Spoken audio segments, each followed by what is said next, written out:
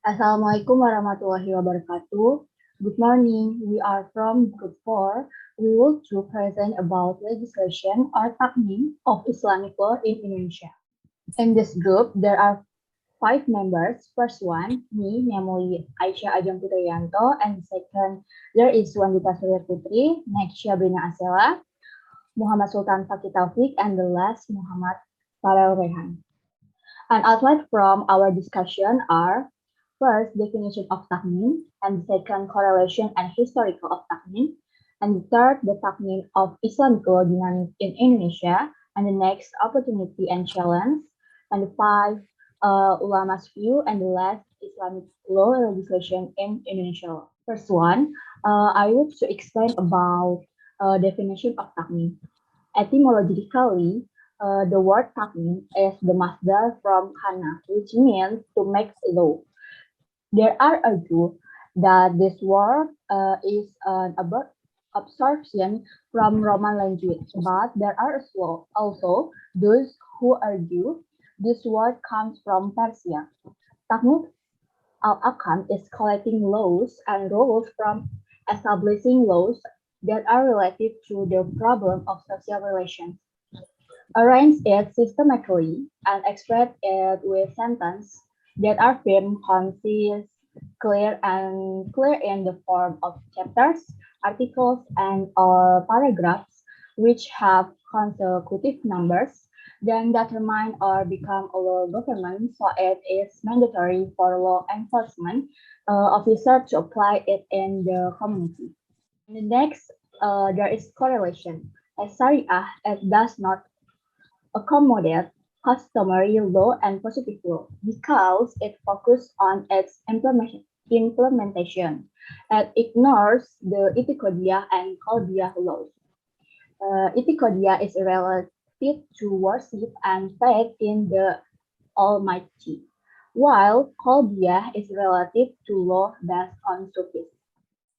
Historical of Takmin in the death of Al-Tashri al-Islami divide the period of development of Islamic law into 6 phases of Tashri or legislation. First, the period of Muhammad in the period between 1610 AD and 1632 AD. And the Kibar period of As-Sahabah 1632 AD to 1661 AD. And third, the junior best friend period starting from the beginning of the Umayyad dynasty in 1661 AD until the turn of the first century Hijri in 721 AD. Four, the period in which fiqh has become a science or field study, 722 AD until 822 AD. 5, a long period of refinement and stabilization of fiqh starting from the beginning of the 4th century Hijri until the fall of Baghdad in the hands of the Mongols in 1025 AD. 6. The period of Taklid start from the fall of Baghdad until now. The Takmin of Islam law dynamic in Indonesia. Pre-colonial period. When Islam came to archipelago, it did not come with force. Instead, it came peacefully. One of the results of this reasonable, peaceful process, there is assimilation between Islamic values and local customs, including in the area of law. Local law, which later called as Adatis, applied alongside with Islamic law in different gradation. The colonization era, according to Bustanul Arifin, the colonial policy on Islamic law and religious institution of court, reflect the whole consequence of the politic of colonial law to the Indonesian Islamic law, because Islam is symbolized as an opposition against the Dutch East many parts of archipelago. It is undeniable that colonial law neglected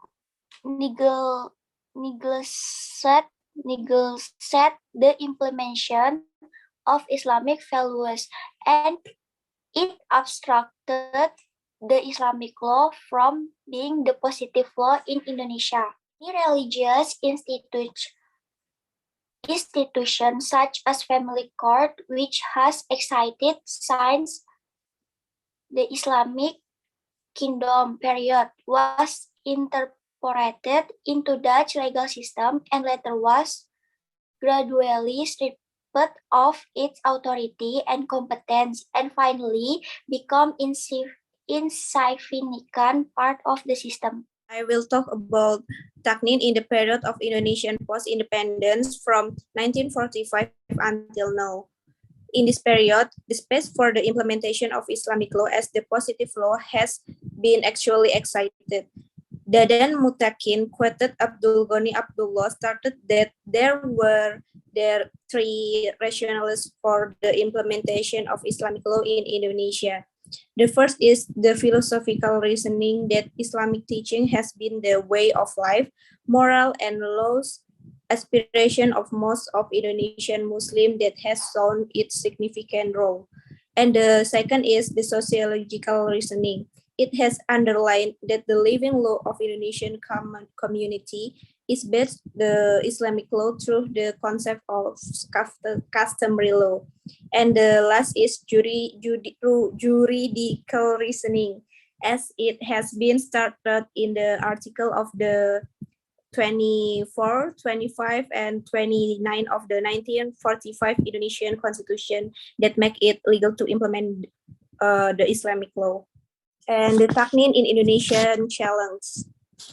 The idea of Taknin was initially began in 1972 in the initial periods on the New Order regime. By the time, the development of the Islamic law as a concept can be considered as Taknin. The Islamic law, which formally and materially has been transformed as the persuasive and authoritative source of the law. In all those categories, it seems that the Taknin of Islam has developed progressively. There among certain Muslims who ignore Islam, but positive laws when the laws contradict their interpretation of Islamic law. For instance, many Muslims still consider that marriage registration, which is censured by the law, unnecessary because Islamic law does not oblige that. Likewise, they do not hit the judicial divorce procedure, since it's not identical with the conventional interpretation of Islamic law. And the Taknin in Indonesia from opportunity. The development of Taknin in Indonesia should be appreciated in Indonesia, with many government regulations substantially and materially reflect the Islamic law. The first is the Islamic law, lock, stock, and barrel. The second is the Islamic law, which is in its process of Taknin is represented as the material source of the law. And the last is the Islamic law, which its spirits and values has been transformed into authoritative sources of the law. And Indonesia is not an Islamic state, even though it's inhabited mostly by Muslims. It means that Indonesians Muslim can live with their Kanun and Islamic values. Ulama view that forbid. Ibn Taymiyah said that judges must punish something that comes from Allah Subhanahu wa Ta'ala. According to him, judges should not punish something if it does not come directly from Allah and His Messenger. Their basic view is Quran Surah Shad 26, thus the government has no right to prohibit people from carrying out the results of ijtihad in order to relieve and provide flexibility to them. B. Judges must adhere to to the principle of monotheism. See, the Prophet ﷺ said that there are three kinds of judges. Two will go to hell and only one will go to heaven. Groups that allow. Abu Hanifah argued that the power to judge was limited by place, time, and was given to the certain people. A legal opinion established as law must be produced with deep thought and discussion broad. The law is also stipulated that it must take into account the maqasid Sharia for the benefit of the people. The basic view is Quran Surat Al-Nisa 59. Based on this verse, if the Amir doesn't order immoral acts and does not conflicts with the law and Sharia, then it obligatory for people to obey it. B. Not all judges have broad and deep knowledge, so that they are not able to do ijtihad and cannot determine which opinion is the most valid among many opinions of various sects. Islamic law legislation in nation. At another level, Indonesian state also does not adhere to secular state that disparates religions over the states and separates religion and states diametrically. Relationship between religion and states. The relationship between religion and state in Indonesian is backpacked in a generic manner, not a discriminant one disparates the two. Namely, religions requires the state as an instrument in preserving and developing religions. On the other hand, the state also need religion, such an understanding is called a paradigm. So, in Indonesian's context of this symbiotic paradigm, the position of Islamic law accounts a strategic position, a sort of legitimacy to enforce it in a proportional positions. The Indonesian legal system is a legal system that is not based on any particular religion. Religious law as a source of law is here defined as a source of material law and does not have to be source of formal law according to statutory regulations. Positivism of Islamic law in national law. The application of positivism of Islamic law in the national legal goes struck as least two steps. The first, in the democratic process, there is deliberation for consensus, which is then started in the national legislation program. The product of the legislation within certain limits not only gains legitimacy from Islam, but also become part of Islamic law. The second one is to become a positive law requires one more in-depth study through academic texts because it involves a review of various aspects. One time there are several norms of Islamic law that have become positive law. Okay, guys, this is our reference for our discussion, and thank you for your cooperation in this group.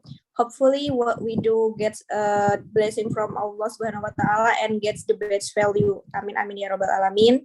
And happy holiday.